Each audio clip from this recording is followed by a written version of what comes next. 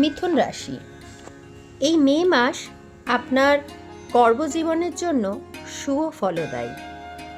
দায়িত্ব বৃদ্ধির জন্য সুযোগ আপনি পাবেন। সেই সুযোগের সদ্ব্যবহার করে ওপর দিকে উঠতে পারবেন।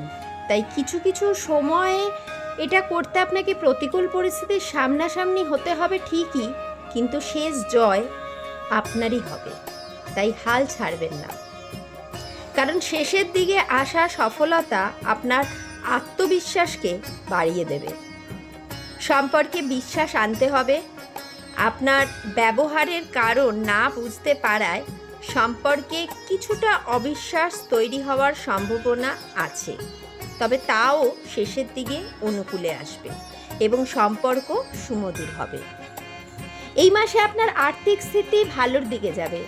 এই পরিস্থিতি ভালো করবার জন্য বেশ কিছুটা পরিশ্রম আপনাকে করতে হবে, তবে সেই পরিশ্রমের ফলপ্রাপ্তি শুরু হয়ে গেলেই আপনি মানসিক শান্তি লাভ করতে পারবেন।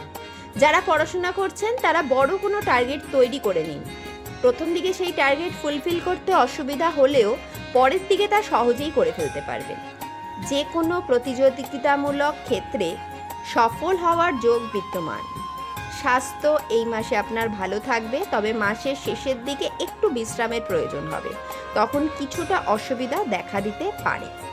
হলুদ রঙের ব্যবহার বেশি করুন। বুধবার দিন নিরামিষ খান এবং গণেশের পুজো করুন।